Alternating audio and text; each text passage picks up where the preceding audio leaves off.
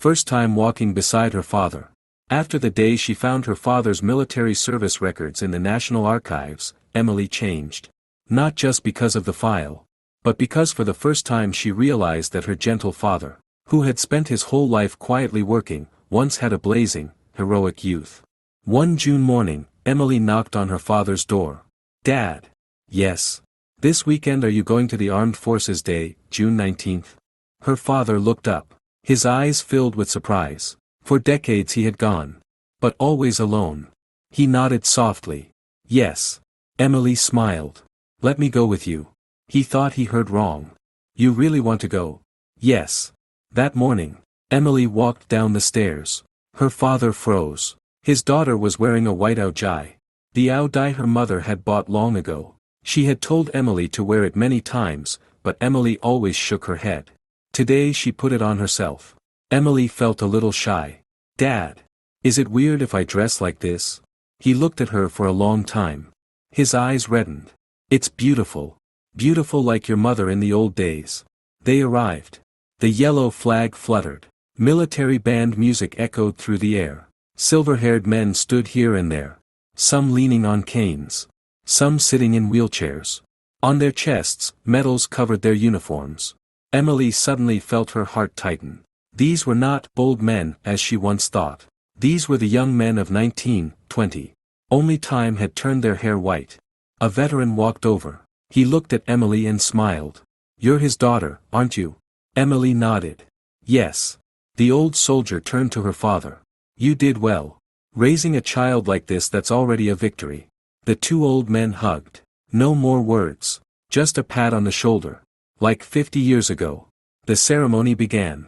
The announcer called out each military branch. Air Force. Navy. Marines. Rangers. Special Forces. Each time a regimental flag passed by, the old soldier stood up. Emily stood too. For the first time she stood at attention for the history of her own family. After the ceremony, an elderly veteran took an old badge from his pocket. Scratched. Faded. He said. "This belonged to your father's unit. I kept it for decades. Today it's yours." Emily held the badge with both hands.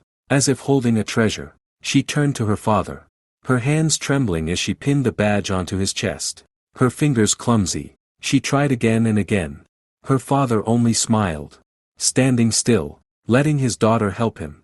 When the badge finally sat neatly on his chest, Emily suddenly hugged him. Among hundreds of people. Among the waving flags. She choked out. "Dad, I'm sorry." He stroked her hair. "Sorry for what, dear?" Emily cried.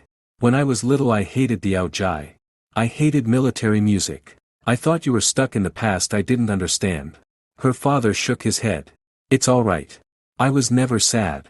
I just waited for the day you would understand on your own." Emily looked up, tears streaming down.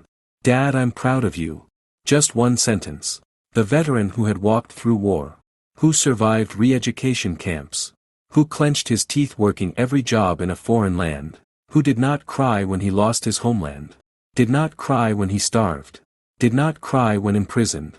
That day he cried. Silent tears falling down his wrinkled cheeks.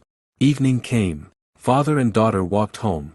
Emily held his hand. Like the old days, except this time, the one leading the way was no longer the father. It was the daughter, walking slowly, so her father could walk beside her. In the last light of day, her father smiled. He knew perhaps he had lost his homeland, but he had not lost the future. Because today his daughter had found her roots. And from now on, her father's story would not end with his generation. It would be carried forward. By the voice of the daughter born on American soil.